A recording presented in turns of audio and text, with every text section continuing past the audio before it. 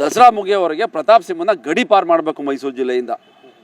ಇದು ಭಾಳ ಆಗ್ರಹಪೂರ್ವಕ ಒತ್ತಾಯ ಮಾಡ್ತಾ ಇದ್ದೀನಿ. ಮೈಸೂರಿನ ಎಲ್ಲ ನಾಗರಿಕ ಪರವಾಗಿ ನಾನು ಒತ್ತಾಯ ಮಾಡ್ತಾ ಇದ್ದೇನೆ. ಪ್ರತಾಪ್ ಸಿಂಹ ಕೋಮು ದ್ವೇಷವನ್ನು ಬಿತ್ತಲಿಕ್ಕೆ ದೇವರ ಹೆಸರುಗಳನ್ನ, ಧರ್ಮದ ಹೆಸರನ್ನು ಬಳಸ್ಕೊತಾ ಇದ್ದಾರೆ. ದಸರಾದಲ್ಲಿ ದಂಗೆ ಏಳಿಸ್ಲಿಕ್ಕೆ ಪ್ರತಾಪ್ ಸಿಂಹ ಪಿತೂರಿ ಮಾಡಿದ್ದಾರೆ. ಬೇರೆ ಬೇರೆ ರಾಜ್ಯಗಳಿಂದ ಜನನ ಕರೆಸ್ತಾ ಇದ್ದಾರೆ.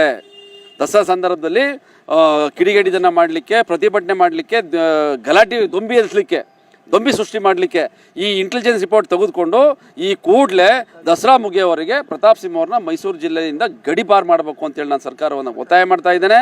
ಮುಂದಿನ ದಿವಸಗಳಲ್ಲಿ ದಸರಾ ಹಬ್ಬಕ್ಕೆ ಏನಾದರೂ ಕಪ್ಪು ಚುಕ್ಕೆ ಬಂದರೆ ಅದಕ್ಕೆ RSS, BJP, ಸಂಘ ಪರಿವಾರ ನೇರ ಕಾರಣ ಆಗ್ತದೆ, ಪ್ರತಾಪ್ ಸಿಂಹ ನೇರ ಕಾರಣ ಆಗ್ತಾರೆ ಅಂತೇಳಿ ಈ ಮೂಲಕ ನಾನು ಹೇಳ್ತಾ ಇದ್ದೀನಿ. ಅದೇ ಕಾರಣಕ್ಕೋಸ್ಕರ ಇವ್ರ ಉದ್ದೇಶ ಏನು, ಪ್ರತಾಪ್ ಸಿಂಹ ಉದ್ದೇಶ ಈಗ ರಾಜಕೀಯ ನಿರುದ್ಯೋಗಿ. ಪ್ರತಾಪ್ ಸಿಂಹ ರಾಜಕೀಯ ನಿರುದ್ಯೋಗಿ, ಕೆಲಸ ಇಲ್ಲ ಮಾಡೋಕ್ಕೆ. ಈಗೇನಂದರೆ ಅವ್ರಿಗೆ ಪ್ರಚಾರ ಬೇಕು, ಮುಂದೆ ವಿಧಾನಸಭಾ ಚುನಾವಣೆಗೆ ಟಿಕೆಟ್ ಬೇಕು ಅನ್ನೋ ಒಂದು ಆಕಾಂಕ್ಷಿ ಆಗಿದ್ದಾರೆ ಈಗ ಅವರು. ಯಾಕೆಂದರೆ ಅವ್ರಿಗೆ ಏನಾರು ಒಂದು ಆಗಬೇಕು ರಾಜಕಾರಣದಲ್ಲಿ. ಈಗ BJP ಅವರು ನೀನು ನಾಲಾಯಕ್ ಇದೆಯಾ ಅಂತೇಳಿ ಅವ್ರನ್ನ ಆಚೆ ಹಾಕಿದ್ದಾರೆ, ಟಿಕೆಟ್ ಕೊಡ್ತಾನೆ MP ಟಿಕೆಟ್ನ.